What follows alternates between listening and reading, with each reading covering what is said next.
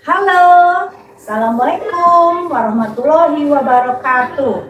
Saya Ibu Nila Novi Marliana dari SDN Negeri Pelandakan 2. Di sini saya akan membacakan sebuah buku yang berjudul Sang Penerang Desa. Selamat pagi anak-anak. Pagi luar biasa. Bagaimana kabarmu hari ini? Baik. Alhamdulillah luar biasa. Hari ini Bu Nila akan membacakan sebuah cerita. Pengen tahu tidak ceritanya? Pengen. Kira-kira apa ya ceritanya? Penasaran tidak? Penasaran. Coba kita lihat dulu ya. Lihat judul. Ada apa di sini nih? Coba lihat ada gambar apa di sini? Ada gambar anak kecil. Anak kecilnya sedang apa? Lihat rumahnya ada apa tuh? Ada cahayanya ya? Terang lampunya. Nah, judulnya apa di sini? Sang Penerang Desa.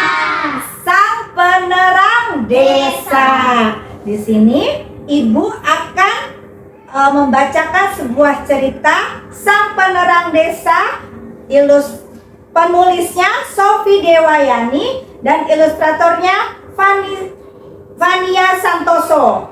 Ya, di sini Ibu akan memperkenalkan 3 kata baru dari buku ini. Kira-kira ya, ada yang tahu tidak? 1, Ibu, pembaharu. Siapa yang tahu pembaharu? Orang yang membuat sesuatu yang bermanfaat. Oke, siapa lagi? Nah, kata yang kedua, posyandu. Siapa yang bisa posyandu? Siapa yang tahu posyandu? Tempat untuk menimba anak-anak. Pintar. Nah, kata yang ketiga, mikohidro. Siapa kira-kira mikohidro? Nah, siapa yang tahu lagi mikohidro? Aliran sungai menjadi tenaga listrik. Pinter ya. Nah, di sini pembaharu itu siapa yang berani melihat masalah dan berani untuk bersama-sama dengan orang lain untuk menyelesaikan masalah tersebut. Itu namanya pembaharu. Jadi kalian semua bisa menjadi pembaharu ya. Dan yang kedua, posyandu, betul tadi, untuk menimbang anak-anak balita di desa atau di perumahan kalian ya, atau klinik kesehatan bulanan yang dijalankan masyarakat. Dan yang ketiga, kata yang ketiga yaitu mikohidro, yaitu alat untuk mengubah arus sungai yang deras menjadi tenaga listrik. Kira-kira penasaran tidak dengan cerita di buku ini? Penasaran. Ayo kita mulai halaman pertamanya. Coba. Buku ini berdasarkan dari kisah nyata Ibu Tri Mumpuni ya. Jadi ini kisah nyata, tidak dibuat-buat. Nah, Sang Penerang Desa. Ya. Minggu adalah hari yang sibuk. Puni juga sibuk. Ia mencatat berat badan bayi. Ia juga menghibur mereka agar tak menangis saat ditimbang. Pagi-pagi tadi, ia bahkan membantu ibunya memasak bubur kacang hijau untuk tamu di posyandunya. Posyandu di teras rumah Puni buka setiap hari Minggu. Di antara semua staf posyandu, yang paling bersemangat adalah Puni. Mana di sini kira-kira kalian gambarnya Puni yang mana pakai baju Yang apa? baju kuning. Baju kuning. Dia sangat senang sekali membantu ibu-ibu posyandu. Nah, Puni itu mempunyai seorang adik yang bernama Rustam. Rustam itu mempunyai kutu yang banyak. Tuh ya, kutunya banyak. Nah, Puni membantu mengobatinya dengan obat kutu. Nah, dengan cara dia membersihkannya dengan pencuci rambutnya dengan keramas. berkemas ya. Sekarang Puni mengajari adiknya mencuci rambutnya supaya kutu-kutunya berkurang. Nah, ayah berkata, setiap orang harus bisa menolong dirinya sendiri. Nah, Puni juga bersemangat pada hari ini karena ia akan pergi ke desa siang ini. Dia kemudian berkemas. Setelah berkemas, Puni menyimpan kopernya, barang-barangnya di mobilnya, ya, bersama dengan adik-adik dan kakaknya. Puni setiap liburan keluarga Puni selalu pergi ke desa. Perjalanan ke desa memakan waktu 2 jam. Desa di lereng Gunung Merbabu itu kampung halaman ayah. Sawah di sana terbentang hijau dan subur. Desa punya segalanya. Udaranya bersih, pemandangannya cantik, dan sungai yang mengalir deras. Puni sangat suka desa. Puni senang membantu mencabut singkong, mencari ikan kecil di sawah. Menurut Puni, orang desa itu kaya.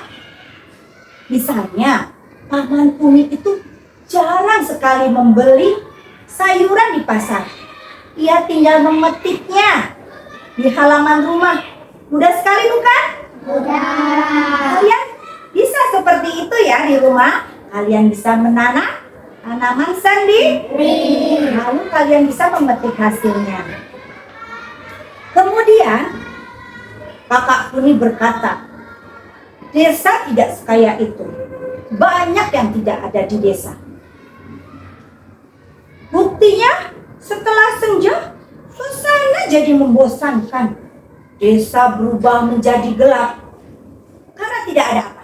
Karena tidak ada apa tuh? Di desanya menjadi gelap. Karena tidak ada listrik. Akan tetapi, kata Puni, banyak hal yang bisa dinikmati dalam gelap. Jangkrik mengerik, tolongan anjing terdengar sangat nyaring. Kodok penyanyi dengan merdu. Lalu suara sungai itu biur. Suara arus sungai terdengar sangat keras. Desa itu kaya dengan suara juga. Kakak tertawa. Kalau desa sekaya itu, orang desa tidak akan sekolah di kota. Mereka akan kembali ke desa dan tinggal di desa. Benar juga.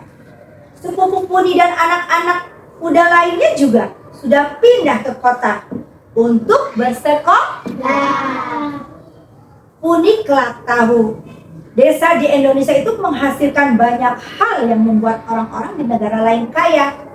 Salah satu contohnya adalah kayu manis dijual di negara lain. Padahal kalau kayu manis diolah dulu, harganya akan menjadi lebih mahal dan orang desa lebih sejahtera. Setelah Puni remaja dan dewasa, kemudian dia menikah. Ia dan suaminya mengunjungi beberapa desa di banyak negara dan mempelajari bagaimana desa-desa itu menjadi sejahtera. Orang desa harus belajar cara menolong diri mereka sendiri. Mereka harus tahu cara mengubah sumber daya alam di sekitar mereka menjadi sesuatu yang lebih berharga. Putri tahu, banyak sungai di desa-desa. Sungai-sungai itu memiliki arus yang sangat deras dan dapat diolah menjadi tenaga listrik. Alat untuk mengubah arus listrik yang deras menjadi tenaga listrik itu bernama mikrohidro.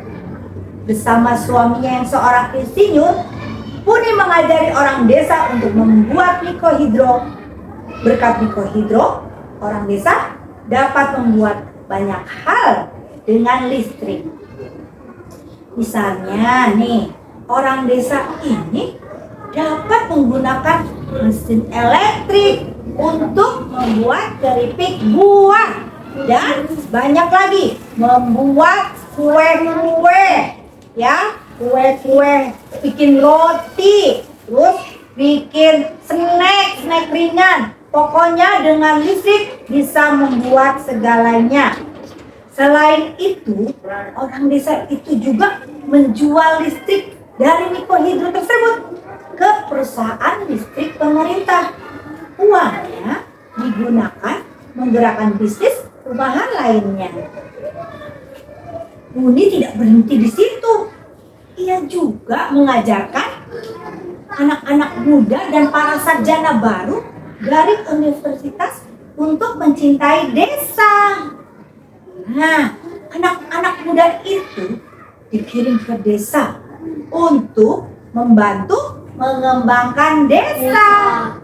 Nah, di sana banyak dari listrik, manfaatnya banyak ya. Banyak yang bisa dilakukan dengan menggunakan alat listrik ya. Banyak sekali digunakan dengan menggunakan alat listrik. Karena zaman sekarang alat-alat semua menggunakan listrik. Uni sudah meraih sebagian mimpi masa kecilnya, menerangi dan membuat desa sejahtera.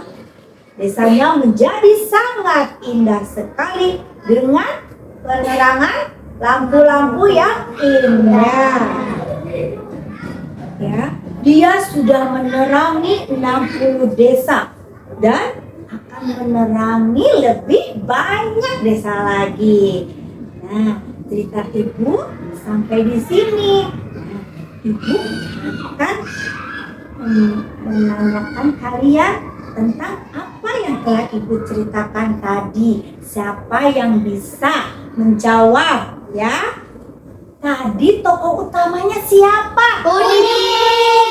Peter Puni. Nah, Puni itu gimana awal ceritanya? Tadinya dia bisa menjadi pembaharu di desanya. Siapa yang bisa? Puni adalah anak kota yang pergi berlibur ke desa. Yang libur ke desa dan dia melihat keadaan sekitar desanya. Yang apa tuh? Menjadi gelap. Yang gelap. Dia ingin desanya menjadi terang. Nah, coba di sini siapa yang ingin menjadi pembaharu? Siapa yang ingin jadi kayak Puni? Pengen jadi apa kamu? Pengen jadi penemu mesin. Alhamdulillah, kita doakan ya bersama-sama. Kamu jadi apa, Aska? Buat mesin pesawat. Membuat mesin pesawat. Iya, dari cerita ini kita harus bersemangat ya. Pesannya kita harus bersemangat untuk mengejar cita-cita kita agar bisa seperti Puni. Ibu doakan semoga kalian bisa seperti Puni-Puni yang lain. Wassalamualaikum warahmatullahi wabarakatuh. Sekian dulu cerita dari ibu. Kita lanjut di cerita-cerita selanjutnya. Dadah. Dadah.